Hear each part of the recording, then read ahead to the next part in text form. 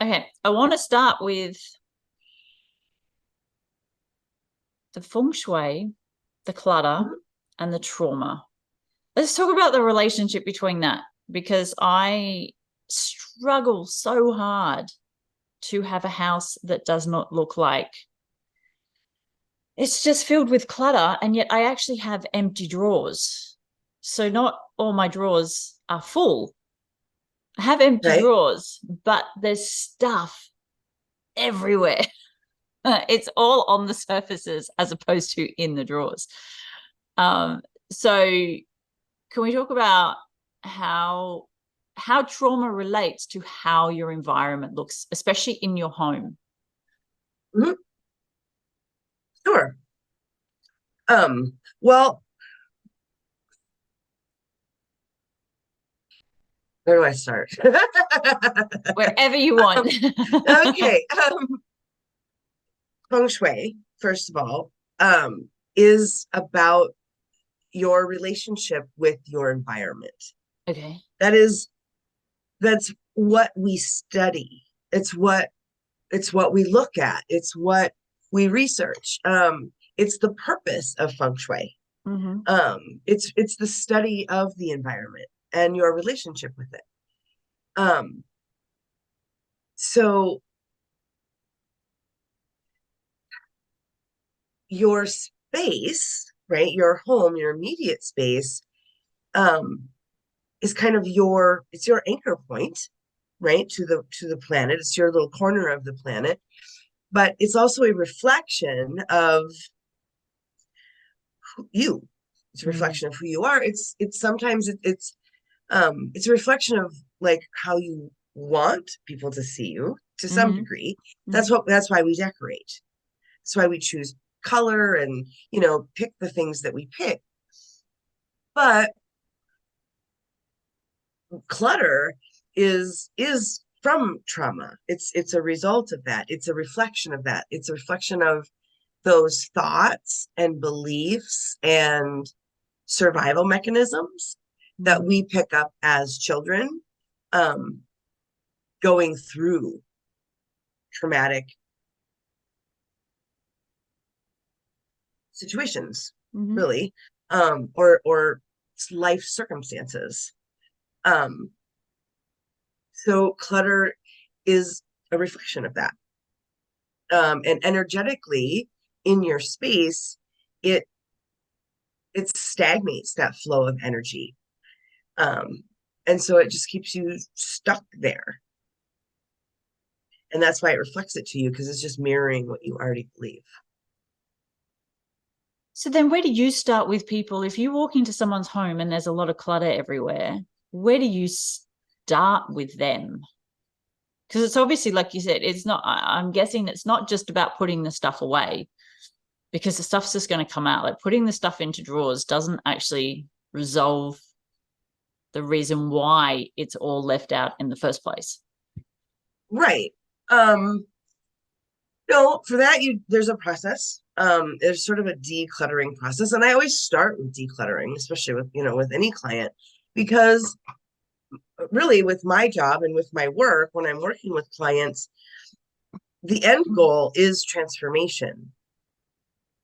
It's a transformation of the space, but it's also a transformation of the person in the process.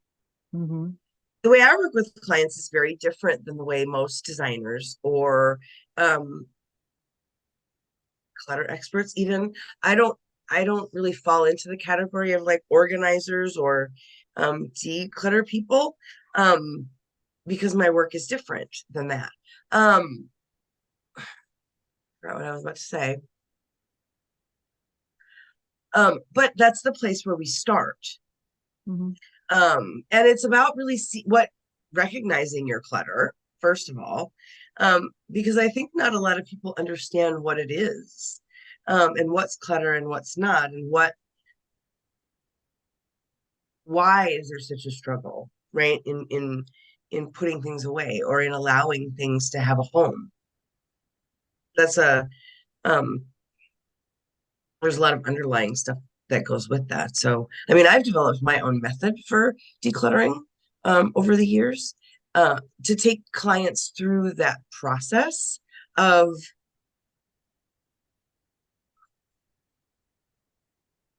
transforming that relationship too. Mm. So they're not still stuck in the clutter, that they're able to actually declutter. Because most of the times that's where the struggle is, really, at least with the people I see. They recognize that it's clutter, but they just can't.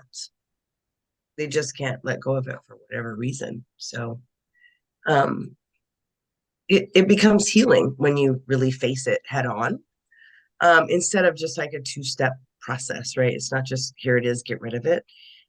It's facing that relationship and looking at your internal mental and emotional clutter that is right there with that physical clutter in the space. Mm. And what relationship, well, how have you helped people? So once they clear out the clutter, they've still got the issue of not putting things away. So where they come in, they leave the shoes at the door, they drop their bag on the table, they put the groceries on the table, or they go out and they get the washing in, and then they come in and they stick the washing basket on the couch. There's that stop where they do part of the job, but then they don't complete it. So they don't actually put their shoes away in the cupboard, or they don't put their bag up on a hook, or they don't fold the clothes and put them away. They sit on the couch for the week while they go Right. through looking for the clothes that they need for the week, and nothing ever actually A makes it lot of that away. is all trauma response. Yeah. Yeah. So when you deal with the trauma, it becomes easier to face the clutter, Mm. right? The reason that we don't want to face it is because it's hard, right? It's hard to deal with. There's something underlying the why it's not getting put away. Um, and so it's all of those things together. So for me, there's a whole big process around that that space, right? Beyond just the decluttering, like you say, it's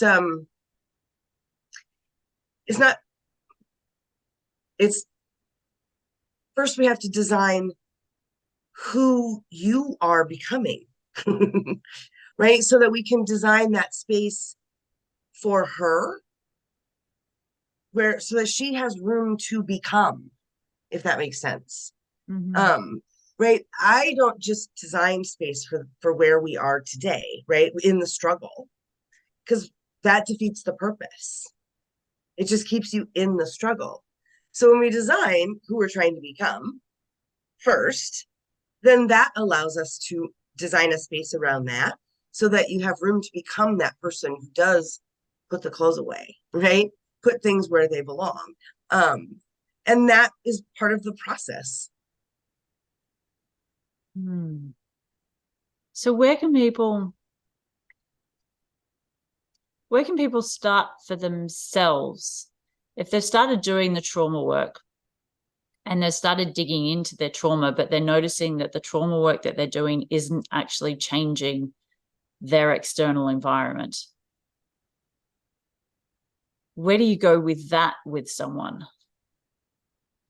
um Like, what might can they be missing in their trauma work? Well, usually what is missing is the mental and emotional clutter that people carry, the baggage that's in your body. The physical clutter is just a reflection of that, Mm. right? So a lot of that mental and emotional clutter is still in your body. So I always tell people that um that's self-care, right? Even decluttering is an act of self-care. Um, because it's dealing with that, the physical clutter that's a reflection of the mental and emotional clutter, but the mental and emotional stuff is still in your body. The chi, the energy that flows through your body, is the same chi that flows through your space. So if you're having a clutter in your space and there's a stuckness there, it it is mirrored in your body, right, because it's actually being mirrored outside of your body in the clutter. So I, yeah, do self-care, deal with that, do move your body, get that stuff that's moving.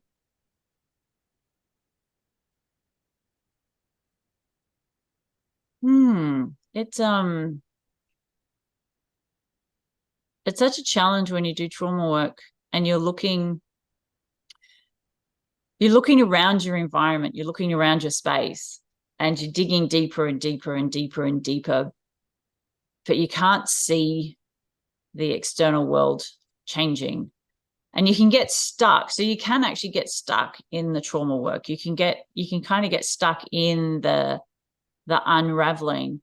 So where is the Mm-hmm. balance for you between sitting and doing the trauma work? Let's say someone's sitting and they're focusing on their trauma work, but then they're not actually taking action. There's no desire to take action in their external world. There's no movement in the external world. Right. They're wallowing in the work because it feels good. Yes. It feels good. I know I've been there too. It feels good to get just wallow in it because it lets you just cry and feel and do that work. And I think that's part of it. That's part of that well. It's Mm. deeper than I don't necessarily think people are stuck um as much as they're moving, but from their own point of view, it doesn't think they don't feel like they're moving. Um, right? It's Mm. paddling along, you don't know how, like, you know what I mean? Like, you can't tell what's moving when nothing is moving. Mm-hmm. Mm-hmm. But things are moving, right? That's why a lot of times, like, when I'll tell people to declutter and they'll do it really fast, and then they'll get the like a flu-like symptoms or um diarrhea or like the body flushes too. It's because they moved too fast and then their body reacts to that too. um Keep moving even when it feels like it's stuck. Keep pushing yourself forward, um because at some point there comes this turnaround of doing the trauma work keeps you in the past, Yeah. right? And it keeps you looking at the past. There comes a turning point where then you have to now start um coming at your work from the future perspective. Uh, Can you talk more about that? So, in your journey through doing your trauma work, mhm. what did that shift look like for you? What did it feel like? How did the thoughts in your head change from looking at the past to doing more the future? um, well, when I reached that point of feeling like I was just no longer moving forward on the work, Mm-hmm. where it was just like, we're sitting still, we're paddling the boat and it's not moving. We're just sitting still. And it felt like I was just stuck in the work, this Mm. endless, like, crying of, releasing and letting go of all that trauma. Um, what did kind of trigger me? It was definitely a more conscious outside decision of um we can't we just like it's time to move. And instead of looking into the past, it started just looking I had to start looking at it from a future perspective, like where are we going next. Mm-hmm. So it's kind of the perspective in your brain change. So instead of looking and going where, if you have a, let's say you have a trigger or you have a feeling come up and Mm-hmm. you're looking at that, you might deal with that in the moment, but then the next moment is, okay, now where are we going? Like, where are we headed? Yes. Yes. How do we move forward now? So that might be a really good question to, after you've done some kind of trauma work, especially if you're stuck in that cycle of looking at the past, is take a Mm-hmm. minute to do the work on whatever's coming up. But then the next minute is, now how do I move forward? Yeah. Right, because in dealing with the stories of the past, to Mm-hmm. rewrite them, you do have to look forward. You have to start writing forward stories at some point. So, for me, there was an outside turning point, I think, where I was just doing the work and I was in that process of um, moving forward, Mm-hmm. um, or feeling stuck moving forward, Mm-hmm. and trying to like, all right, like how do I navigate what's next? I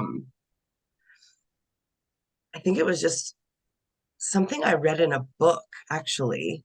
I don't remember what book it was, but I remember like I had this light bulb moment of, oh, okay, well, let's try like veering off this way.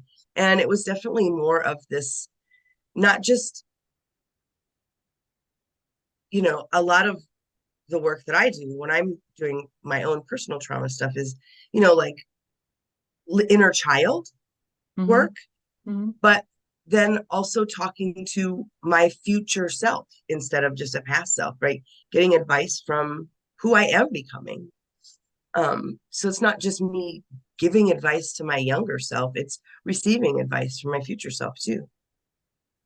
So how did you connect to that future self? Because some people would kind of say that's a bit weird. How did you know that your future self was your future self? So, Um, two questions. How did you connect to your future self, and how did you know that was true? um, well, in the same sort of process that I go through when I'm dealing with like my inner child self or my past self stuff, it was the same sort of meditative process or a decluttering process that I went through. Mm-hmm. It was just sort of a different perspective, I Mm-hmm. guess. Mm-hmm. um and what was the second half of the question again? Sorry. No, that's all right. How did you know that it was your future self?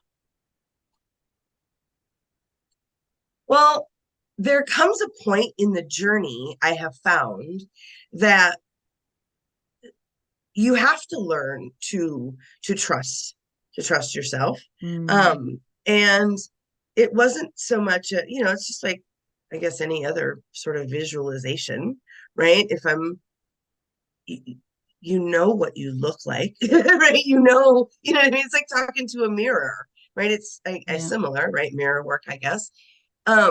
It's not like I'm not thinking it's someone completely different. You know what I mean? It's me talking to me. Mm. Um, but in the same way that I go through the process of going backwards, I can go forwards. I don't know if that's really answering your question or not, but It kind of does, because I think what I heard is a lot of it is related to trust. It's trusting it's all that, about trusting yourself. And I feel yeah, like the whole process of trauma work is about learning to trust yourself. yeah, and It's about trusting, learning to trust yourself and love yourself and know that like you do have the answers. You do know like what's inside. You do know how to heal yourself. mm, All those answers are in there, because all the damage is in there. yeah, yeah, I mean, we live 100% of our existence in our own bodies, right? So all of that experience is in there. It's in your physical body. A lot of it as a result is not as a result, I shouldn't say that. It's I believe that a lot of those aches and pains that we feel as we grow older, that you just call aging, mm-hmm, I actually think more often than not are a result of the baggage, the trauma that's still being carried. It's settled in your body. I know mm-hmm, when I do physical self-care for myself, um, and I'm doing this work, I know that it's those injuries that are stuck in there in my body. That's where the same mental and emotional injury is held as well, mm, right? I was sexually assaulted, and I have a lot of trauma response in my pelvis, right? When I'm whatever doing yoga or whatever, there's a lot of crying and emotional release that happens there when I stretch my hips and my pelvis. sure, But that's trauma. That's mm, clutter. That's internal baggage that my body is still carrying. That it's just up to me to continue to do the work to release it. And the more mm, you release it, the better it gets and the less aches and pains you have. Yeah. Um, at least in my experience. So my experience was pretty extreme because I had this big injury that led my body to this deterioration in the first place. Mm. Um, and in the healing process, I've been able to find all of those aches and pains and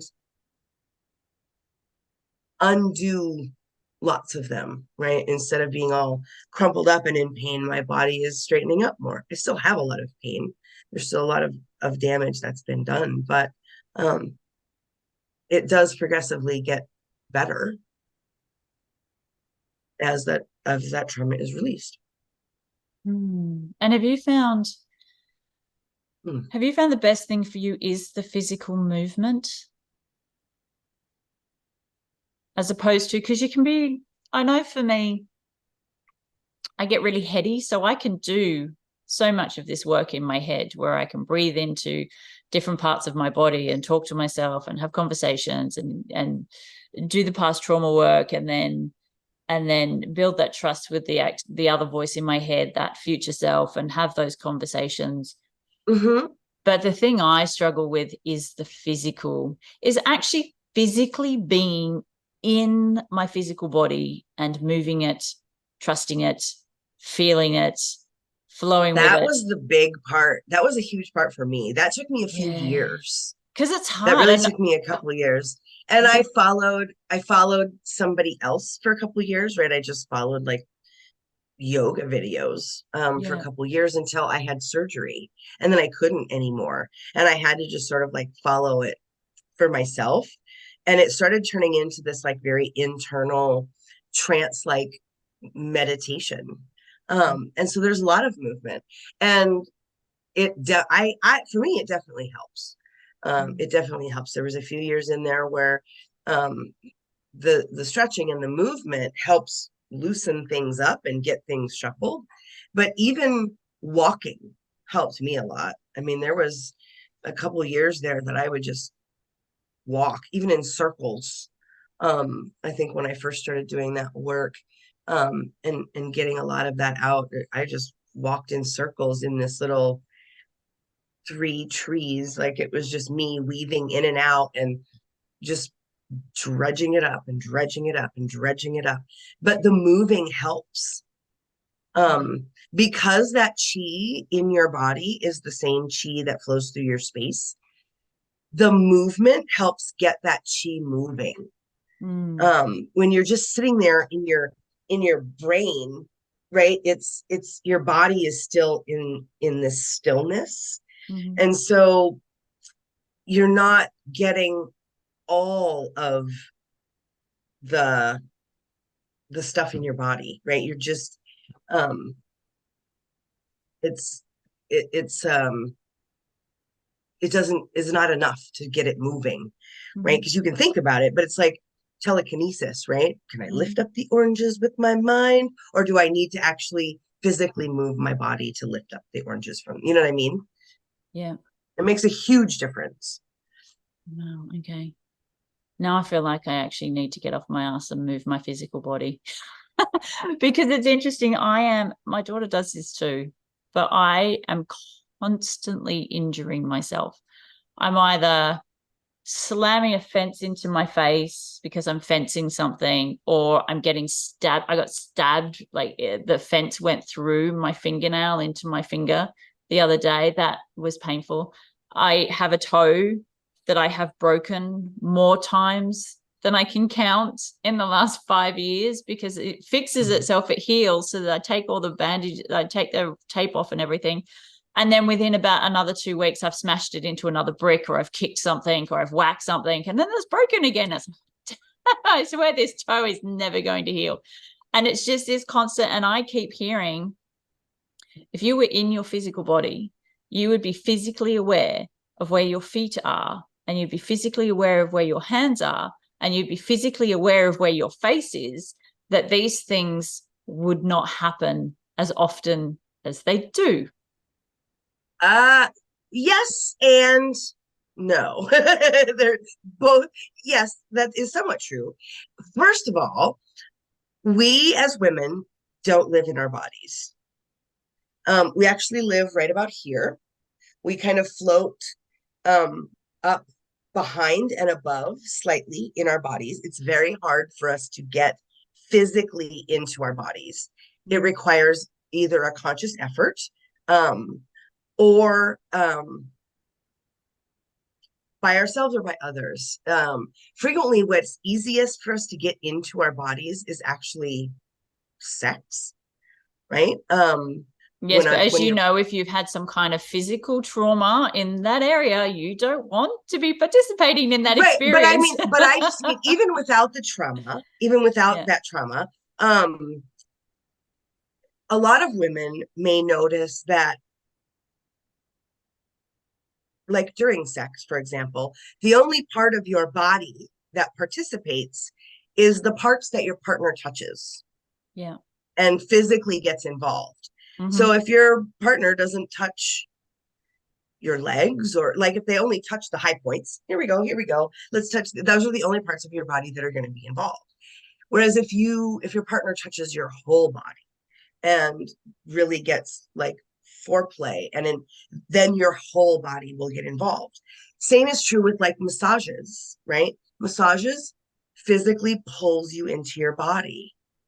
um Yoga is another way of doing the same thing. It's a conscious choice on your own self to physically pull yourself into your body.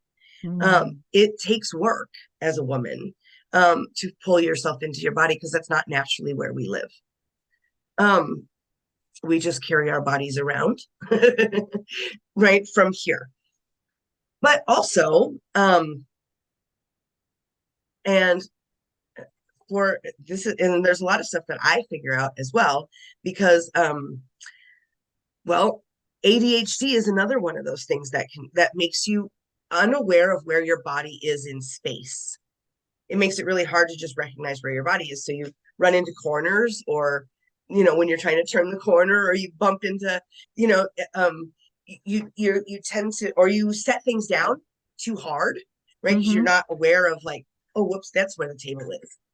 So it's a very weird thing. And so many women are not diagnosed with ADHD, especially Yeah. from my generation, right? It wasn't even a thing that was heard of.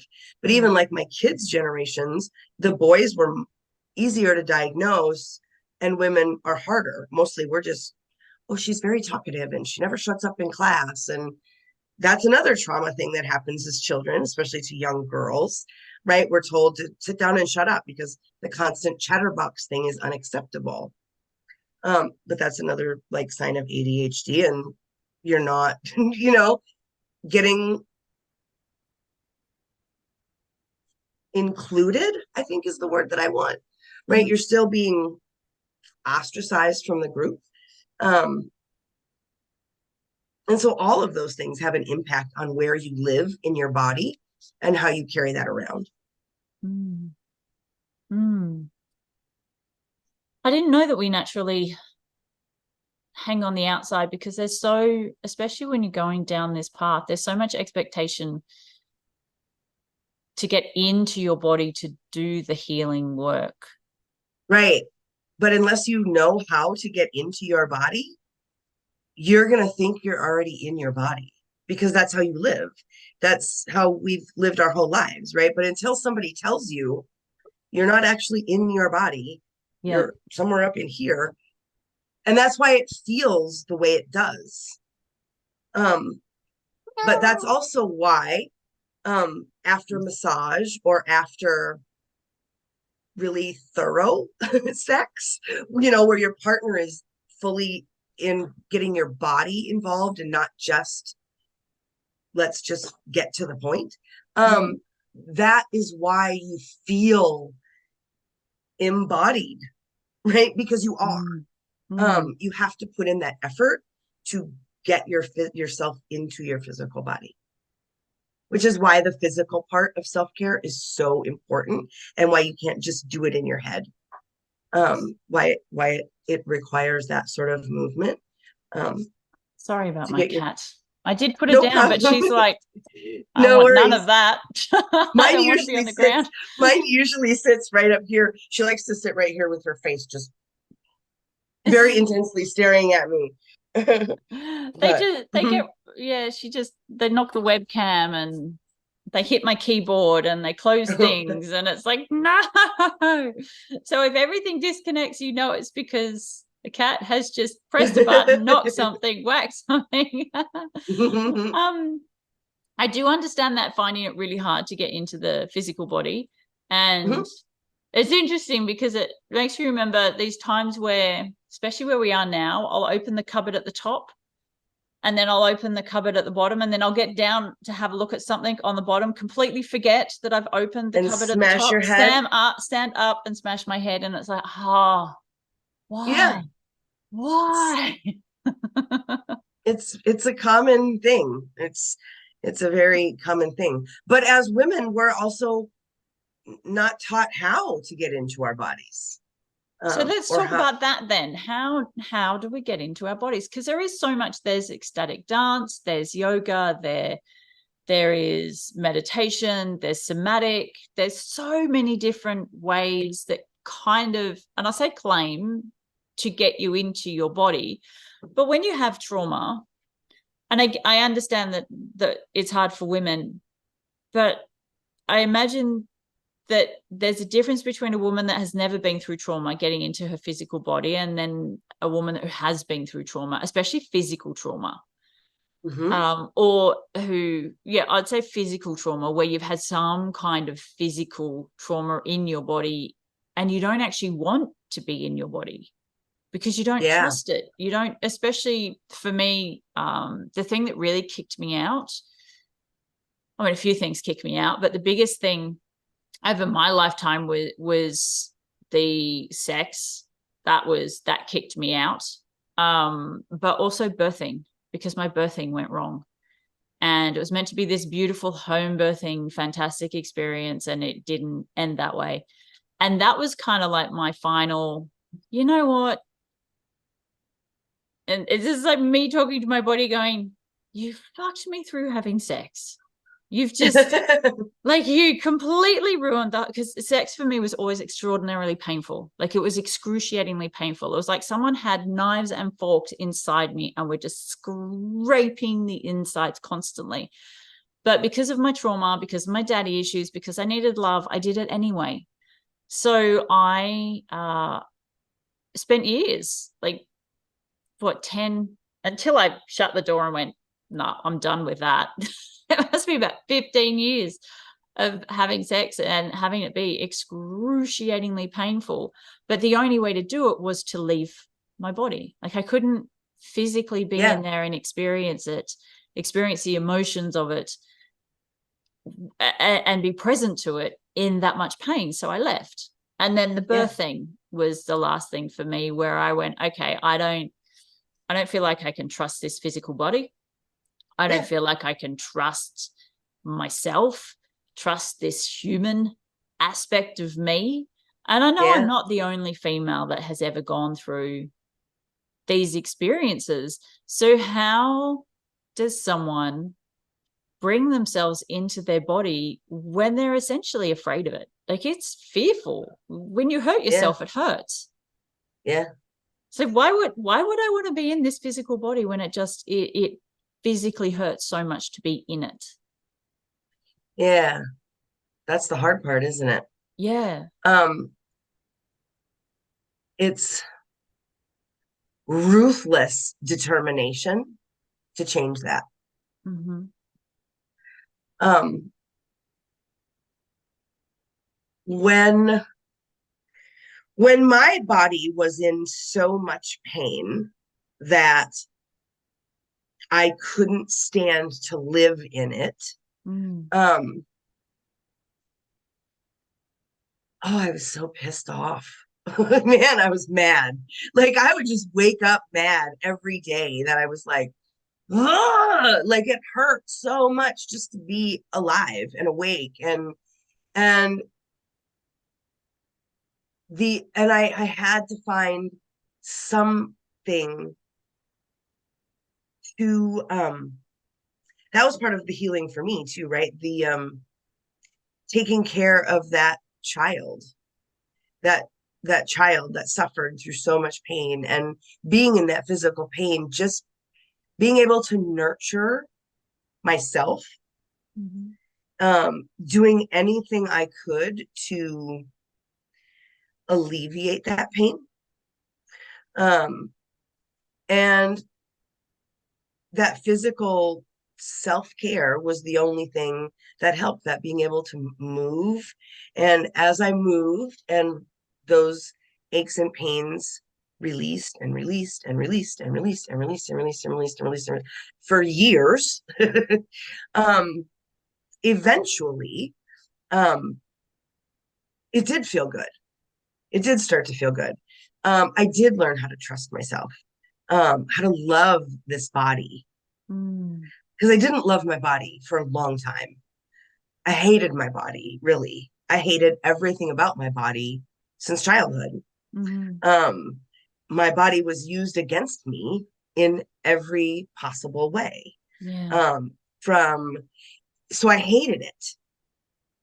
Um, So then there must have been a part of you that didn't want to do that, that didn't want to go into your body. Like the part of you I that just didn't. went, nah, fuck you. I'm not Yeah, going in because you suck ass. Like you're the cause of all of my problems. yeah. Isn't that But it how was we kind also of the deem our answer. physical body? Is you're the cause. Yeah, You're the reason I'm going through all of this. If you weren't this physical body, I wouldn't be going through all of this. So how right. did you? But it's not my body's fault. Mm, I had to learn to stop hating myself, and I had to learn to stop hating my body. And I had to learn to love my body exactly the way it is right now. 20 pounds overweight, with wrinkles and flab and scars and so all the imperfections. how did you get? I really want to go back to something that you just said. It Mm-hmm. was you said it's not my body's fault. I It's want to not. talk about that because I know I am not the only female on this earth that believes that it is their body's fault. Because I grew up, so while I haven't, that I know of, God knows, there's probably, I have all the symptoms of someone who has been sexually abused, especially with the painful sex, but I don't have any memories of it. I don't have any recollection, but Yeah, I also know that's friends of normal. mine who had memories come back in their 50s. So I'm not saying that I have, but I'm also not saying that I haven't. Like I don't know if I have. I don't know if I haven't been sexually Are abused. you are you familiar with body memories? Yes, You've which is experienced a body memory? I haven't experienced it, but I understand the concept of it. But I actually, it's interesting you said that you said it's not your body's fault, because when you said that, I went, ah, oh, there's a part of me that looks at my physical body because a lot of my issues, a lot of the emotional trauma that I went through with my sister and my family, and then also a lot of the sexual trauma that I went through, the having sex and men being so available, was because of my physical body. It was because of my height. It was because of how I looked. It was Yeah, because of how attractive I was. yeah, There was a lot of jealousy. My sister didn't have any of that. She wasn't tall. She wasn't beautiful. She didn't have gorgeous long hair. She didn't have, we were like opposing. And because of that, there was a lot of jealousy. And that jealousy got enabled, and that caused a whole world of emotional hell that I went through um, with her and with my mum and my dad, because they punished me. So they punished me for who I was yeah. and for how my sister felt about herself because of how I looked. So everything was around how I looked. So And a I lot of want to moms unravel do that. that. And a lot of moms do that to their daughters anyway, Yes. simply because we put so much value on physical appearance for Yeah. women. You're not Yes. allowed to age. You're not allowed to get older. You have to be 18 and gorgeous your whole life. And so when moms have daughters and daughters become beautiful and moms Mm, are aging, mm, they tend to take it out on their daughters, especially the pretty ones. because it's a reflection of what they are no longer and will never Yeah. be again. They will no longer ever be 18 and beautiful because Yeah. now they're the mom and they're older. And society finds that completely unacceptable. So instead of abusing ourselves, we abuse other people, right? We abuse ourselves too, right? You're old and you look in the mirror and you're like, oh, look at all of the Oh no, you start doing but this. then Like, I but then remember you when I looked also like that. but then also women look at their daughters and they'll Yeah. do the same thing. Well, you're getting a little fat there, aren't you? Right? Those little Mhm. digs of, Mhm. what's wrong with your hair? You're not wearing that outfit. What's up with your makeup? You gained a few pounds, you've lost too much weight. That outfit makes you look awful. We do that to each other all the time because it's about this societal requirements for women Mm. and what we are required to be. And when we don't fit that mold, we're punished. And when we do fit that mold, we're raped. Yes. Yes. And we're abused for being gorgeous. And we're abused for Mm. being ugly. Or And you're it doesn't called out. I matter. mean, if you're beautiful and you're walking down the street, I remember you get the wolf whistles. You get the looks, like just a volume of men that look at you when you're young and you're beautiful. And Yes. And even, I mean, I can remember being 11, 12 years old and having grown men catcall me. I can mm, remember being younger in single digits and having the women in my family teach me how to be safe, walk mm, down the middle of the street. Like this is how you don't get raped. Instead of teaching boys not to rape women, I we know, we right? teach women how to make sure it's not yourself, how to make sure it's somebody else that gets raped and not you. Isn't And that so we are appalling? taught so much garbage. Yeah. Even in a non-traumatizing home, we Yeah. are taught garbage and Yeah. bullshit rules that traumatizes all of us. Yeah. Especially around these particular things. If you're beautiful, you can expect to be sexually assaulted, period. Yes. Yes. And then you learn to hate yourself, Yes. right? You learn to, you know, Or you dress attract men. gorgeous, but you're asking. So there ends up so much trauma is put on to us Yeah. just by society and those Yeah. expectations. And Yeah. when your body doesn't live up to them, or when your body is assaulted because of them, it becomes really hard to love yourself. Mm. I It really mean, does. And you're, especially with men, um, if you have trauma from your childhood, you have issues because your dad left or you've been abandoned or all that stuff. So you're looking at men as being the solution to all of your problems. Like you said at the beginning, if they just look at your happy spots, if your whole physical body isn't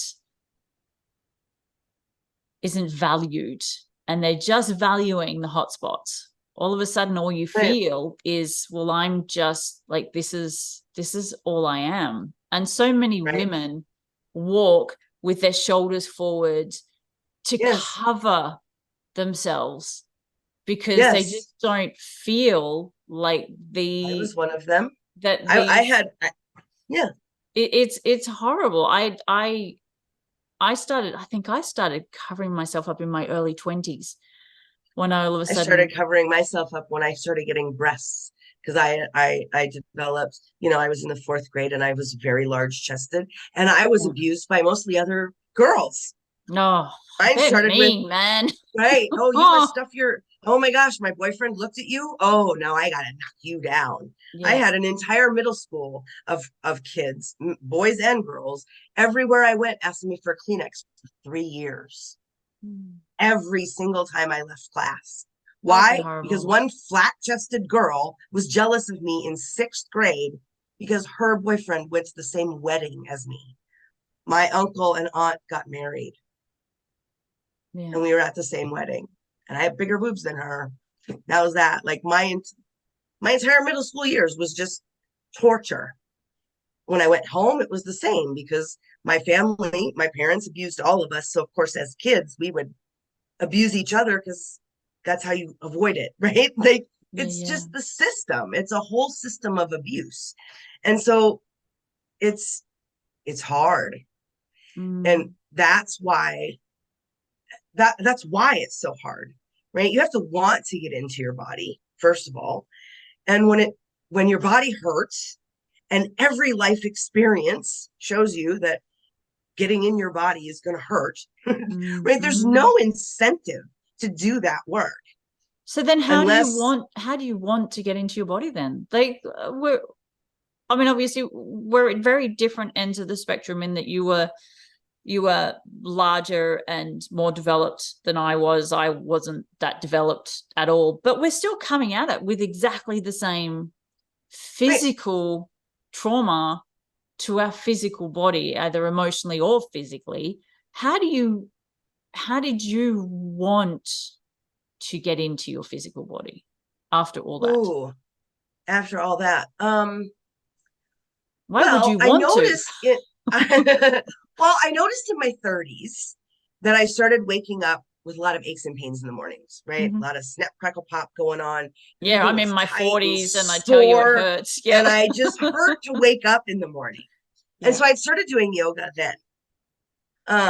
And I noticed after a couple months, like, ooh, I feel younger, like I feel looser. I can, I don't have as much aches and pains.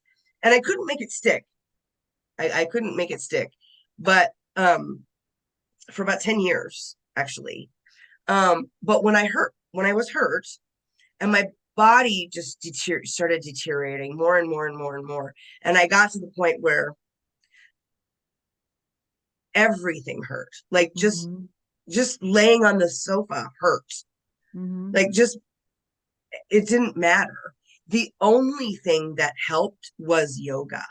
Mm-hmm. The only thing that made my body feel better was to stretch and to move. And I started just doing that because it was the only thing that felt good. Mm-hmm. Otherwise, I just laid there and cried because it hurt. Mm-hmm. Then when I started to move more and more and more, the better it would feel. And I mean, there was a long time in there that my boyfriend would make fun of me every day because I'd be doing yoga and he'd be like, "You sound like you're having sex over there. You make it like that's the kind of," and I'm like, "Oh no, this is so much better than any sex I've ever had in my life because this feels good. This Mm-hmm. is me, like taking care of myself." And that that moment, that hour or whatever was the only time my body didn't hurt. So I would spend as many hours as I could not doing that. And I had to learn, it was in doing it that I learned to love me, right? At first, it was just pain relief. And then it was like, I love me enough to do this every day Mm-hmm. because for a long time, I worried, like, what if I reach a point where I just stopped doing yoga? Like, what if I just stopped? You know, because every time I've tried in the past, I can only do it for a few months and then I just stop. Like I can't care. And I would worry, like, what happens if this stops? Am I gonna be in pain more? Like, I ever gonna be better? Like, and so it was for me, it was a ruthless determination um to to not hurt. And it was just pampering myself in every way possible because everything hurt. Nobody else could touch me. Literally, I couldn't go get a massage. My boyfriend can't massage my shoulders. It hurts. When other people touch me, it hurts my body. Mm-hmm. The only person that could do anything about it was myself. So I just had to love me enough to be willing to do it. Um, and it was sort of like I was at the point where when I looked at my future, the only thing I saw was a lifetime of pain, a wheelchair, and that's it. There was nothing is ever going to get better. It's just going to keep getting worse and worse and worse and worse, unless I do something different. And I'm a fighter. I think a lot of trauma people are like that's just sort of my response. Not all of my abuse was sexual. Um, there was a lot of physical, like punching, um, by my stepdad. Just walk into a room and he'd just lay you out flat. No, nothing. And so for me, it was like, I'm going to fight. I'm going to fight for me because I'm worth it. Um, but that took work too. That took the mental part of the work, like to really acknowledge, like, I was worth it to do it. I was actually about to ask you, how did you get to believe that you were worth it? Because I'm Well, there. If I'm honest with myself, I'm there. I'm sitting at this place where I look and I think, I'm not really sure if I'm worth it. And it's such a hard, raw place to be when you look at your yes, life and you think, fuck, is this my reality? I don't think I'm worth it. Are you kidding me? worth Okay, something I guess better. I'm not Yeah. worth it. But that is something you were taught. Yes, yes, for sure. That, and I came face to face with it. I was very, it's weird to call it lucky. I was very lucky in that it was forced on me. I came face to face with it because my injury was a workman's comp injury. So Mm, I had to deal with the insurance people that are like, yeah, no, no, you don't need anything. You don't need to go to the doctor. You don't need physical therapy. You don't need surgery. You don't need anything. In fact, there's nothing wrong with you at all. You just need to get off your ass and go to work because you're just old and fat and lazy. And I was like, I am 45. I didn't just become old yesterday. I didn't just mm, was fine and then I woke up one day old. Like, no, something happened, you know? But having them constantly tell me, well, your existence is not worth it for us. Like, we have to pay for you to go to the doctor. Like, no, it's just, and that's where I really started honing in on the clutter part of things. And going back to kind of where that all started is um, primarily I notice three different types of clutter: worthiness clutter, scarcity clutter, and obligation clutter. So for me, I started around worthiness clutter. And that was the first sort of clutter that I tackled, the physical, the mental, and the emotional. And that was a big part of it. I just had to decide that I was worth it and fuck them because their opinion doesn't matter. mm. Mine matters. The only opinion in my life that matters is mine. And that was huge. That was like it took a lot of work and a lot of spending time with myself to decide that. But it's just a decision. And I think a big part of it But I'm is, guessing it's a decision you had to make over and over and over and over oh and yeah, over it's a again. It wasn't, yeah, and I find it interesting when people say it was just a decision. It's like, yeah, but you didn't just decide one day and then all of a sudden your life magically changed. I'm no, thinking you had to sometimes in each moment make the decision that you were worth it. It was you were a worth more hundred than that times a other day. thing. Yes. Okay. Yeah, Yeah. I wanted because to at clarify first, that. yeah, no, because at first when I was hurt, I was like focused on I got to build a business, right? I got to take care of everybody else. I got to have a business, and I got to be able to pay the bills. But the only way to have that is like take care of all my clients. Yes. Never was I taking care of me. Yes. I would sit there unable to walk from my bed to my toilet by myself, and yet just in the computer trying to help my clients, Yeah. never putting me first, ever, ever. Um, and it just finally I started like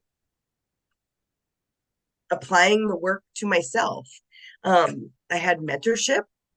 I definitely had some people telling me like,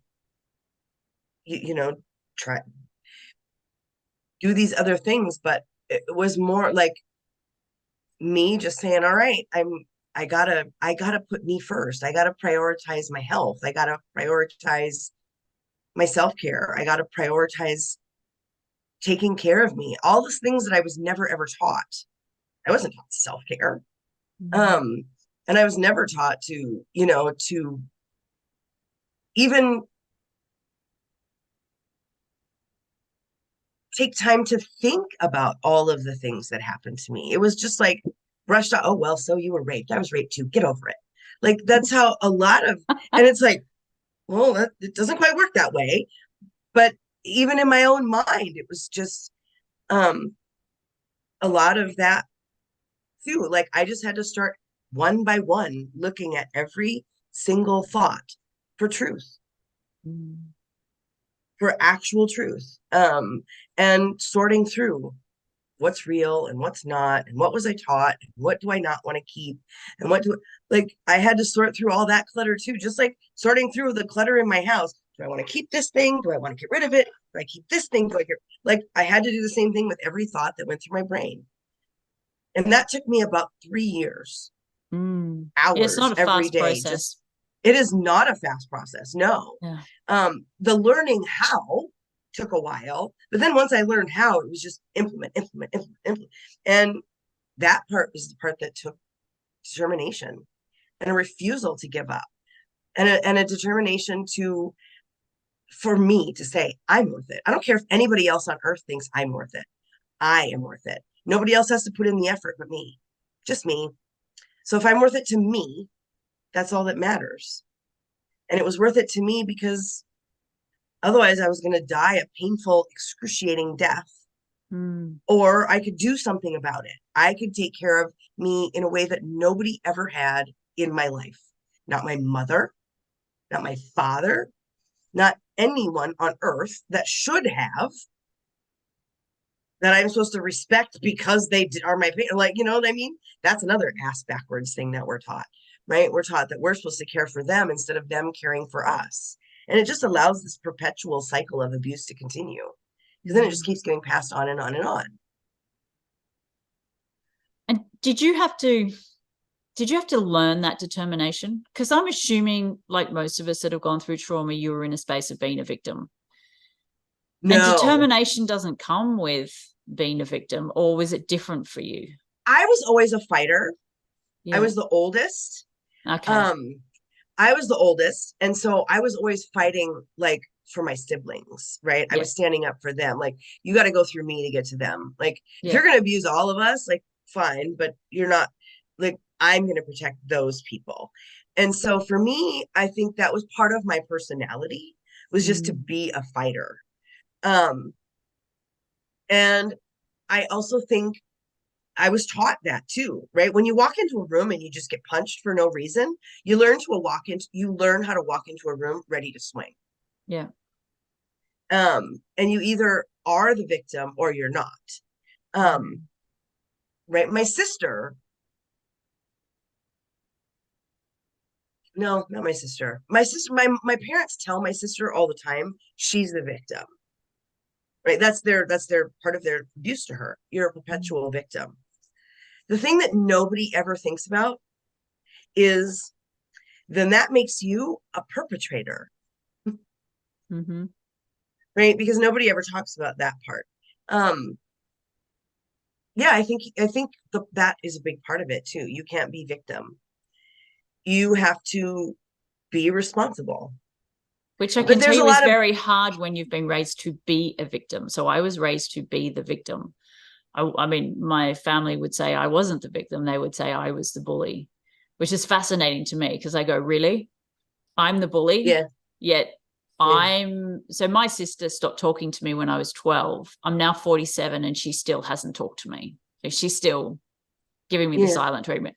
And people look at that and go, so your sister didn't talk to you? And I said, no, you don't understand. That is a form of, like, that is the ultimate of bullying. Imagine having someone in your family, your sister, your only sister, never speak to you again when you're 12.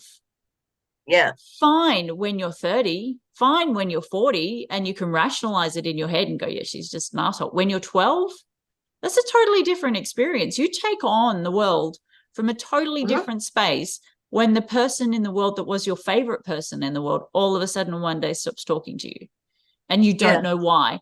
And your family enables it by saying, well, what do you expect? You were actually a terrible sister. You're a terrible person.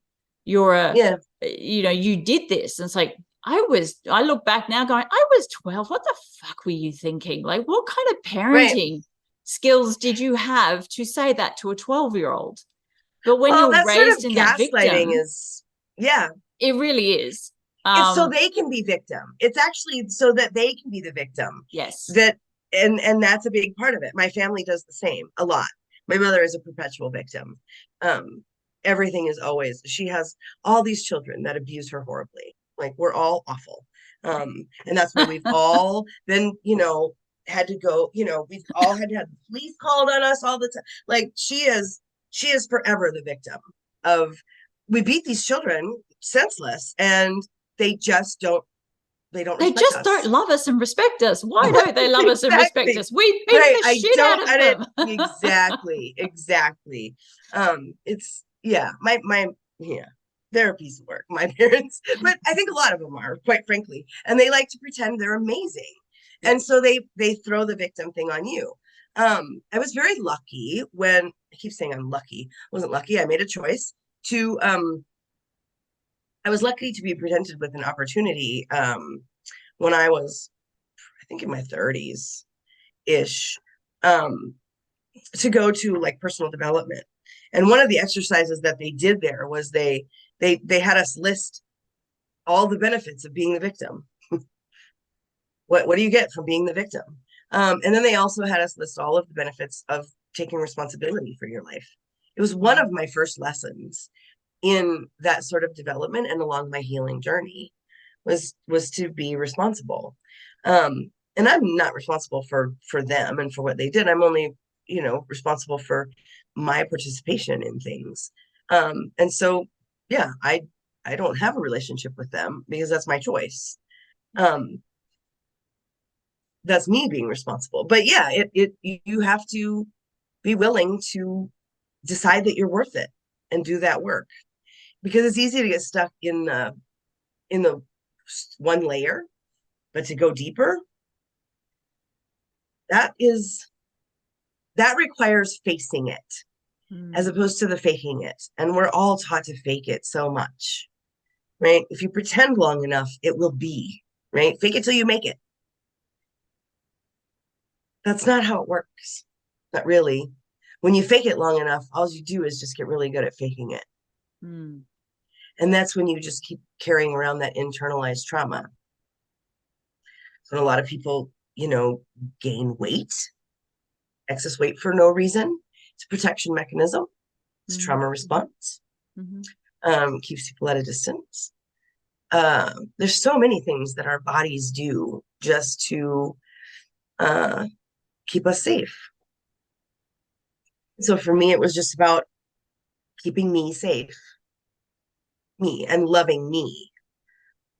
And yeah, it was all learned, but I didn't learn it until I was 45 years old and then some, right?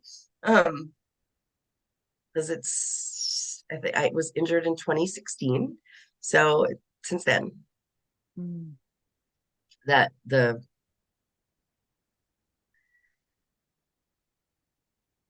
to be able to decide. I'm just taking it all in, sitting there going, this, I didn't know when I sat and started talking to you, and when I looked at your website, I'm like, what are we going to talk about? How is feng shui going to relate to any of this? And now I'm at the other side of that going, man, I had no idea that the All conversation of we that had would be so honest and so profound. yeah, It's because because it's everything that's inside is reflected externally in your space. So that's what the clutter is.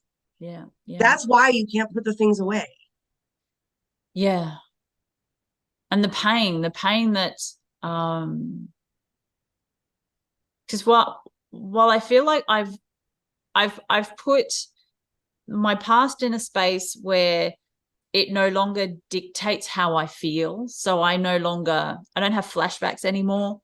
I no longer just sit and think about everything that happened in my past and how people treated me. And I don't go down those thought trips and those rabbit holes into hell that end you in feeling like a worthless sack of shit, and where I don't do that now. That's kind of all settled.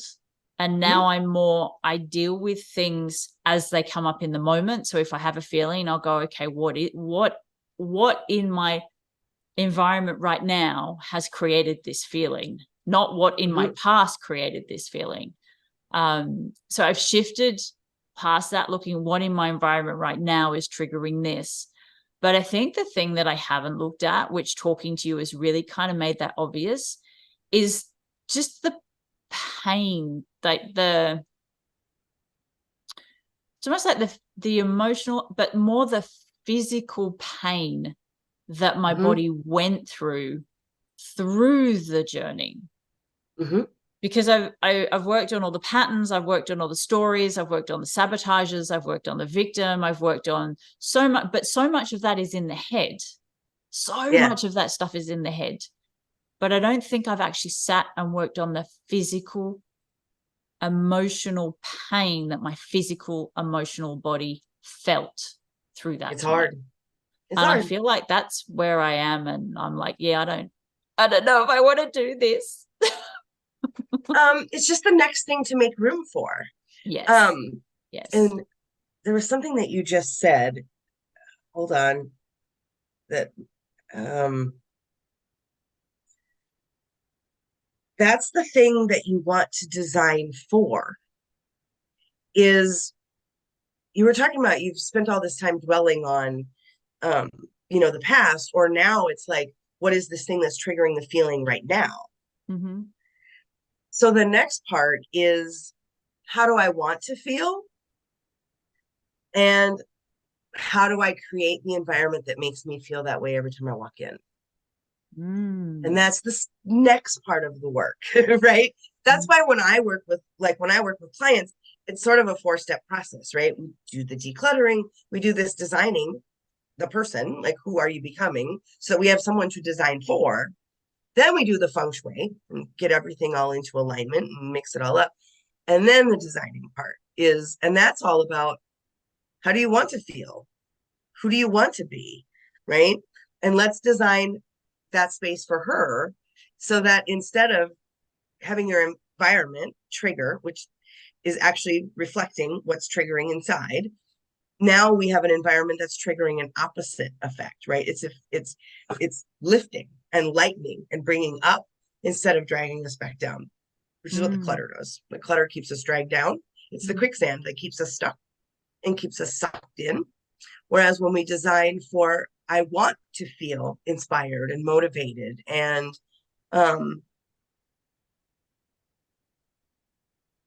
determined, right? Ruthless determination is that term. That's what it requires. Ruthless determination, because you're gonna want to give up, right? There were so many days I just was like, I don't want to do this anymore. I can be on my yoga mat, like, I don't want to do this anymore while I'm doing it because it hurts that much. But it's the reward on the other end. I love and that is where you ruthless have to figure out you're worth determination. it. Yeah, because you're right. When I first started doing this work many, many, many moons ago, I was in my 30s when I first started.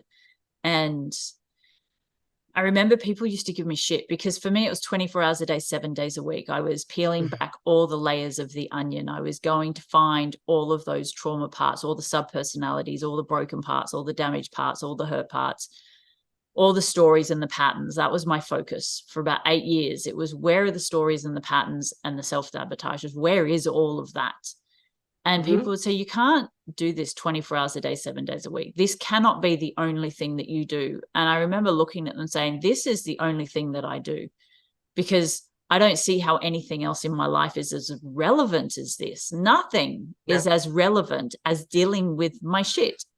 But then I look back at them and I go, and I think, okay, I get it, because none of you were dealing with your stuff back then. So, and it took ruthless determination back then to push against everybody that kept saying, you can't do this 24 hours a day, 7 days a week. You cannot make your life about your trauma.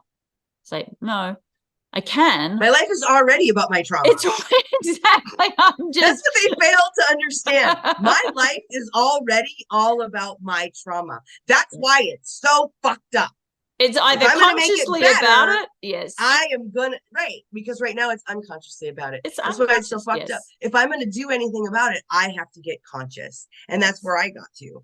Yes. And it was like, and 24/7, you're just in it. There's no way out of it, right? No, because Even you when you're wake up with trying, it and you go right? about your day with it, and then you go to sleep with it and you have nightmares about it. And it's like Well, and it the thing doesn't is, stop. the more intentional you are about it, about putting in that effort and putting in that work, the faster it will go. Yes. That's why when I made it 24/7 about mine, um, it took about 3 years. Yeah. And at about the 3 year mark, I remember thinking, am I ever going to stop crying? Like, am I literally ever going to stop crying? And it was another Mm. few months after that that I finally hit the end of that part. And I was like, oh, okay, we're done crying. Now what? And Where you just hit the end. it is, well, it's not easy. It is easier now because there's so much information. There are so many Facebook groups. There's so many YouTube videos about all the different things that you can do. Back 15 years ago, none of this existed. There weren't, No, no one was online talking about their trauma 15 years ago when I first started no. doing this work. There was no one out there. So it wasn't, to sit and do the trauma work 24 hours a day, 7 days a week back then it wasn't easy, and it didn't happen quickly. It was a slow, Yeah, arduous process of hours and hours and hours unpacking, because there weren't any skills or techniques or conversations like this that were yeah, happening. And so for anyone that is watching, it doesn't have to take you I think it took me 8 years of just solid unraveling to unpack all of my sabotages, all of my patterns, all of that stuff, to actually just become consciously aware of it and to be able to sit in the observer of it. But it doesn't have to take that long now, because there's just so much, and the veil between the consciousness and the unconsciousness is so much thinner yeah. than it was back then, because so many more people are doing the work now. Right. I think it took me about 7 or 8 years of learning, Yes. and then about 3 years of doing. Yes. Right, because I had all these tools at my disposal, and it was like little bit, little bit, little bit, and then when I finally, it wasn't until I made it about it 24/7 Yeah. that I finally got somewhere. That was the only reason I got results, because the 8 years prior of, let me do this little workshop or this little thing or that little thing, and it it only did so much. It was just like, here's, you can look through the keyhole and you can see what's going on in the room, but you can't actually come in, right? And then when I finally started applying it and doing it every day, that, like you were saying, that 24/7, just making it about my trauma and making it about healing my trauma, um that's when I started seeing the results of Mm. just going, and like better, better, better, and seeing results in my life too, right? Because um that's the other part of feng shui, right? It's the map to your life, right? Having to do with your relationships, yourself, your career and income, your source, right? Your resources. It's all about connecting to that energy and getting into alignment so you can transform your life. It's it was the way that I led me here, but it wasn't until I was determined, that ruthless determination, like I said, to get something different. Yeah. Because I was determined to not spend my life in a wheelchair because somebody else decided for me what I was worth or what my value was. Mm. You decided too, though, right? When you were worth it, that 24/7. It's just the next stage of your worth, and what, how you value yourself, and what's worth it to you. Mm. Because now you're back at the beginning of the next pain part, right? Yeah. And now you're looking at going back into that pool of excruciating pain Mm. to swim to the other side. And of Yeah. course you don't want to, because you already know how painful it was the first time, right? So, Nobody voluntarily jumps into a pool full of electric eels just because they want to swim through it. Like, but Ah, you have to. yeah, Otherwise, you just stay stuck. yeah, That's why it requires that ruthless determination. yeah. You got to get in the pool. No one climbs Mount Everest without ruthless determination. Exactly. But they pace Mm, themselves too. So, you know what I mean? Like, you got to have it. It requires training. It requires, right? Climbing Mount Everest. You can't just, I couldn't decide today I'm going to go climb Mount Everest, right? It's like a triathlon. You got to get into shape for it. This is the same. yeah, yeah, yeah, yeah. And that's actually I wrote a comment on someone commented on a post that I wrote the other day, and I replied to it because they said, oh, the whole process was just so easy for me. I went in the journey, I did the work, and then I came out the other side, and I looked at that, and it triggered something in me, and I looked at it, I went, yep, I'm going to react through that trigger. And I said, absolutely. For some people, they walk along the path.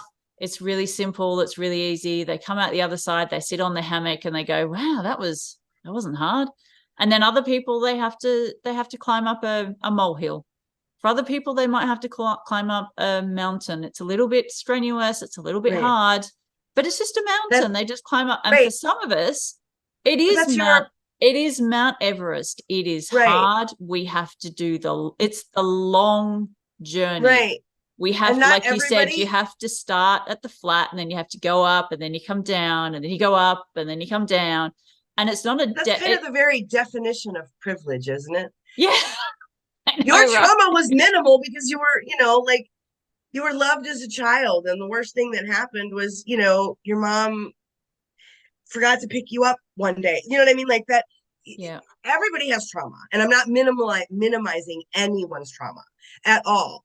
But there are definitely traumas that are more traumatizing than others. Yes. And if you, Yes. and so, And it's so important not to but but minimize to your own but trauma. those people that do that, oh, it was easy, I did this thing, is very much um like these people that write posts that are like, we don't need affirmative action because I'm fine, right? I have a college degree and no debt, and you know what I mean. Like, it's, you can't compare your trauma story to anybody else's trauma story. No. You can't compare your, right, and your journey. If your journey was easy, wonderful. But that isn't the that isn't the same for everyone, right? Mm. Everyone's journey is going to be different. And if you use your journey to minimalize somebody else's, then you're the problem. Yeah. For some of us, what am I now? So I started my trauma journey when my dad died when I was 30. And that's what opened the door for I was standing there. The day my dad died, or the day I found out my dad was going to die, I knew he was dying. But the day I found out he was going to die, that day, I was standing in a shop wearing a wedding dress. I was holding the phone to my ear, listening to the nurse, wearing a wedding dress, knowing I was marrying a man I did not want to marry because of my trauma. Um, and listening to her message saying, you need to get here, your dad, like, he'll be gone within the hour. And me looking down, looking at the wedding dress with all of this going on, going, yeah, that'd be right. That's it. And then after dad died, I looked at that and I went, there's just something inside of me went, there has to be something more to life than getting married, having kids, having life insurance, having house insurance, having car insurance, having pet insurance, having all the different insurances, working in a job that you hate Monday to Friday, 9 to 5, living life for the weekends. Like, this was I was really deeply in the cog going, there has to be something more to life than this. Like, just, there's got to be Mm-hmm. something. And then opening that door, that was 17 years ago. I opened that door. And then it it's taken me 17 years. But I took a break because then my mum got sick. My mum got sick just after I gave birth to my daughter. But just before I got pregnant, actually, something inside of me just made me close everything down, stop all the trauma work, disconnect to non-physical. Like I basically went back into unconsciousness. And now that I'm on the other side of that, and it's taken me from when mum died to then grieving that, it's taken me 6 years. It took me 6 years to go through that journey of becoming a mum, being a single mum, having my mum pass away. Looking back, going, okay, now I get why the door had to close. I don't think I would have been able to make it through that if I was trying to do it consciously. Like trying to deal with all my trauma, trying to deal with all my stories, trying to deal with all my pattern, trying to deal with all of that. When I was going through that, all of that just took my with all the new trauma, with all the Jesus, the new trauma that came out of that. Just all I could do was just, because then I also ended up with an eating disorder from that. That I just had to, all I could do was just survive. Like that was I just need to live through this, because I didn't know how to have that volume. I mean, giving birth was hard enough. Like the way that came out, that was enough of a trauma. But then to find out my mum's dying 4 months later is like, I don't. And so now I'm on the other side. I go, okay, I get it. I get why everything shut. But then I tell you what, it was only probably about maybe a year and a half ago when we moved to this place, actually.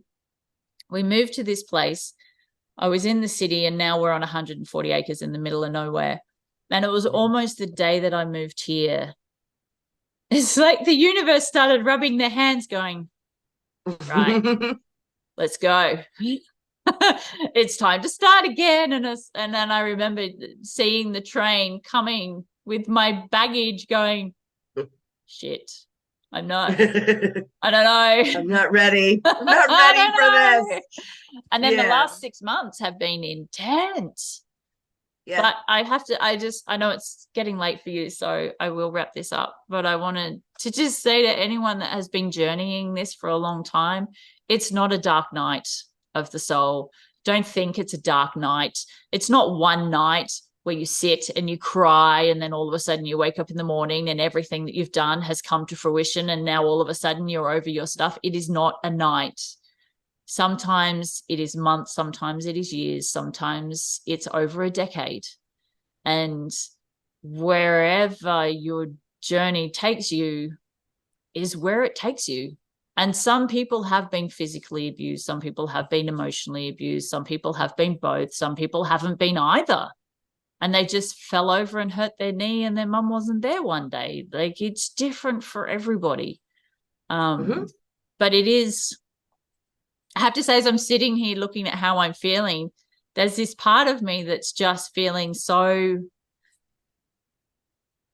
I think it's weird to say this, but there's so much excitement in having these conversations with people, because there's so much understanding, there's so much clarity, there's so much, the gift with someone having this conversation with you today was seeing the emotional pain, the emotional trauma, and seeing someone that has been willing to dive into the darkness, not knowing what they were going to be swimming through, like not knowing even if there was a light on the other side. And I think that's the scariest thing about the emotional aspect of this, is that you don't know. Like you said, you cried for months, but when was that going to stop? But not knowing when was that going to stop? Like, you don't know when is it going to stop? But and you just got to open the floodgates anyway. Like, it's just that's where you learn to trust yourself. That's where you learn all of that stuff, the trusting yourself, loving yourself. And then you get to move into thinking you're, worth it, admiring who you have become. That is amazing when you hit that milestone. Yeah. Like looking in the mirror and saying, wow, I really admire the woman who's standing in front of me. Wow. I think the dark night of the soul is the beginning of the journey, and I think there's a lot of them. Like, I think there's every night for 365 years, days. There's so many. I feel like that that dark night of the soul is those moments, right? And then there's a whole lot of darkness in between, but there's just, yeah, it's those are the There's a turning dark points, night, I there's a think. dark night, and then there's just darkness. Right. But yeah, you just have to trust that you're worth it. And definitely I think guidance is an important thing. I think trying to roam off there on your own to figure it out is silly when there's so many other people that have also gone through it and have are standing here saying, I can help you. Let me help you. Like for us to say no, no, no, no, that's another trauma response, I do. right? That Yeah. determination to do it on their own.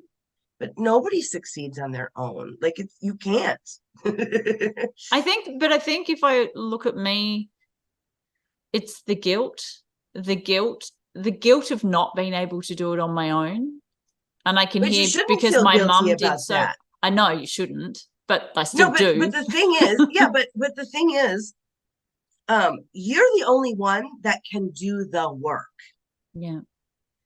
Nobody else can do the work for you. And I think that's the part where it gets so confusing, right? You don't have to do it on your own. It's perfectly okay to have help or guidance or some sort of experienced person. I mean, you wouldn't go camping in the woods, right? You wouldn't go out into, I don't even know what woods are, right? Some national forest without a guide, right? I know that there's places here that are hundreds of millions of acres where you get lost in there for months. You wouldn't go out into nature without a guide, an experienced guide. Why does everybody think that they can heal their own trauma without a guide, without help? I mean, I know a lot of us have, but that's what takes 10 years. Mm. Like you can shave a whole lot of time off if you just ask somebody, hey, what did you do? And let them tell you. Um, but you're the only one that can do the work. And I think that's the part that people make you feel guilty for doing the work. And then they make you feel guilty that you didn't do it on your own. Like that's just more trauma. It's just more people trying to heap their own trauma onto you. It's not Yeah. a requirement to be the strongest person in the room. It's not a requirement to do it alone. Although you're the only one to do the work, it doesn't, you know what I mean? It doesn't mean you have to not have support in the process. You could do All it the with company. greatest. You could have company. Right, While you're sitting in the mud, someone could just sit in the mud next to you. right. That's always sort of been my thing, really, even from when I was little. Like just when people are going through stuff, I'm the person who will just go sit with you Yeah. and be there because you don't need me to talk, you don't need me to do anything, you just need me to be there while you go through your shit. Yeah. There's Yeah. something magical about having another person there to Mm. to hold space for you so that you can fall apart. Yeah. Yeah. Yeah. That's the only way to put yourself back together. Yeah. First you gotta let yourself fall apart, and then you gotta tear apart all those other little pieces. And Right, then so you you can got to, put it back together. and then you don't want to fall apart because you're on your own, right? Right. You don't want the help, you don't want the That's why you feel support. guilty. That's why You you don't want to want have. the yeah, but you But the don't want to thing do it. is, There's so most much trauma wrapped in that. well, right, because Yeah. the support that you have had in the past wasn't real support, Yeah. right? It was somebody traumatizing you over your lack of supporting yourself or Yeah. your lack of them supporting you, Yeah. right? So we have all this trauma around support because we're never given support and we're shamed for needing support, but everybody needs support. It's Mm. part of being human. It's part of why we're here. We are here to support each other. Yeah. That's where our strength comes from. But yet, right, we're taught and told to be ashamed of that and that you're not good enough if you can't do it on your own. And like there's just so much trauma around that it it re-traumatizes the whole situation. It's just heaped on top of itself. I get it. I get it. I do. And I also hear the time thing, where back, especially around marketing, when you're marketing yourself, if you're someone that's been dealing with your stuff for a long time, then you are vastly more skilled than someone that's only been dealing with it for 6 months. But then there's guilt because you've been doing it for a long time. And then you compare yourself to someone that's only been doing it for 6 months who seems to be on the other side. And there are so many different You don't know reasons how to much baggage punish they're yourself. carrying. Right, exactly. Yeah. Because your baggage is different from theirs. Yeah. You might be carrying a whole Santa Claus size sack on your back, and they might just have this little tiny, They might have a piece of paper that all they have to do is just put it down and go, there we right. go. Right. The comparison game is a whole nother thing, right? So Yeah. we can't compare our traumas and we can't compare our healing. Everybody's journey is unique and individual. Yeah. I'm going to stop it there because otherwise we're going to keep on talking and talking Right. and We'll just talking talk and and talk for talking hours. and talking because the Mhm. trauma conversation is just such a good conversation to have. It is. It is. I am so thankful for you sharing so much of your wisdom today. It's changed. It's opened up. Like it's I don't know what the word is. It's dropped in this anchor of ruthless determination, the piece that I hadn't had before.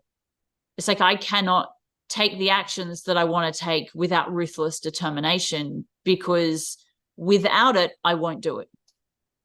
Right. Because my natural programmed way is to not do it. The only way to do it is to have a ruthless determination anchor in the middle going, yeah, you don't want to do it, but do it anyway. Do it anyway. Yeah. Do it anyway. Do it anyway. And that's the only. I'm doing this because I love you. I'm Yeah. doing this because I love me. Yeah. Right. I do Yeah. this because out of love. Yeah. Right. And not in the I'm spanking you because I love you the way Yeah. your parents did, Not but the punishment, true, ruthless right. determination. The no, not punishment, ruthless determination at The all. loving. Yes. The loving, I will ruthlessly love myself through Yes. all of it. And I Yes. will not allow those voices to do anything but I do this Love because I me. love myself. No matter how much I don't want to get out of bed and stretch and do, yoga or whatever, I will do it because I love me. And then when I'm on the mat, I do it because it feels so good. And that's how much I love me.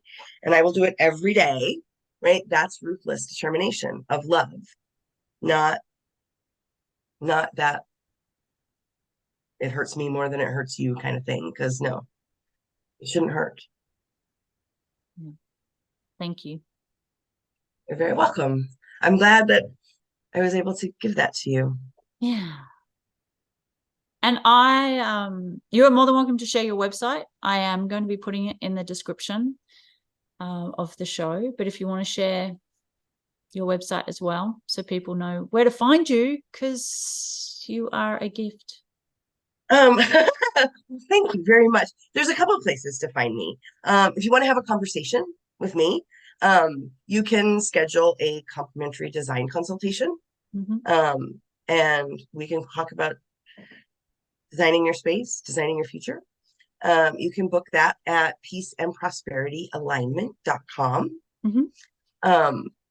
Or you can just reach out through email, get on my email list, download my decluttering method at declutteryourmindset.com.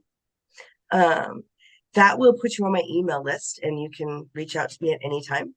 I do email pretty regularly, just to share stories about designing a life that you love and all that entails. And last, find me on YouTube. That's probably my favorite social media place to hang. Okay, cool. Mhm. Awesome. Thank you. You're so welcome. This has been such a pleasure to just sit and have this conversation with you today. It really has been. Oh, okay. I feel like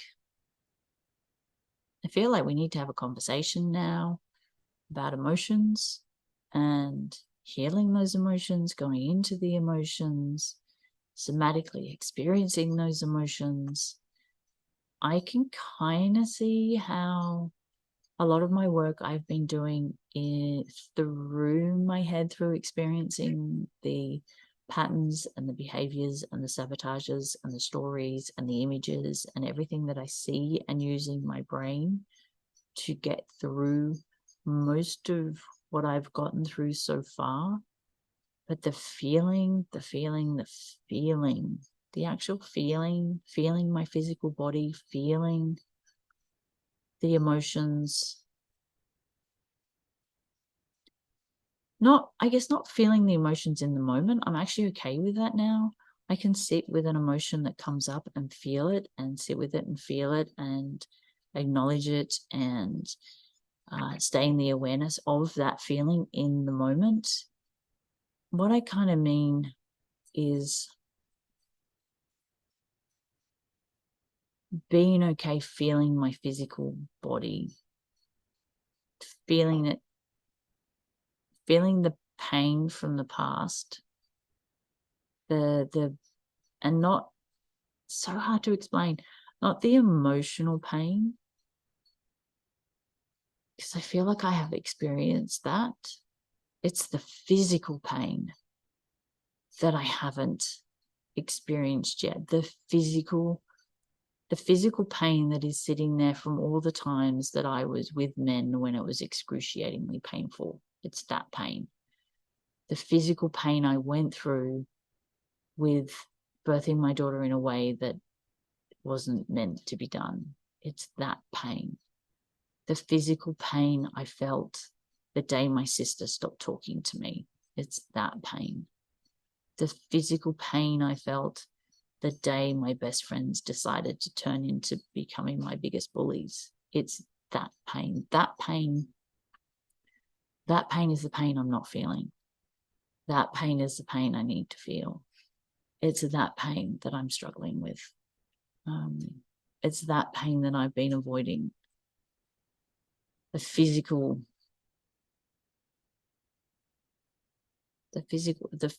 somatic experience that my physical body went through, not the emotional pain that my body went through. It was the physical pain that my physical body actually physically felt in the moments that those things happened. That's what I feel like I've been avoiding, the physical. Yeah. Could be completely wrong. I could be talking out my ass, but and this could be my brain just creating another distraction, but we'll see.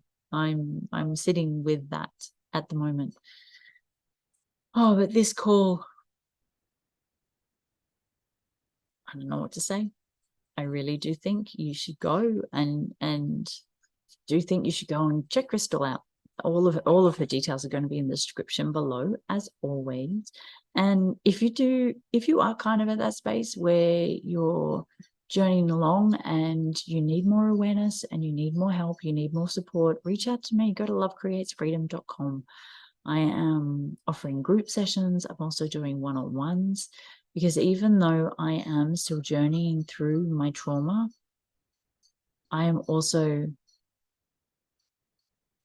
a long way in my journey through my trauma, my deep trauma. And if I can offer some help, if I can offer some perspectives, if I can open some doors through showing you a different perspective, reach out. I am here. If you feel the urge to reach out, then reach out. I think that's what I'm trying to say. Oh, I'm still feeling the call. But do make sure everything's in the description below. And please also like and subscribe to this channel. These calls are incredible. Don't miss any of them. Make sure you like and you subscribe. And if you want to turn the notification bell on, do that as well, so you know when I put up a new video. And yeah, let's see. I'm intrigued now where this journey is going, because I actually thought I was coming out the other side of these conversations with my trauma. I thought they were coming to an end, but this one kind of feels like it's just opened up a brand new door that I didn't even know existed. So let's go with it, see where it goes.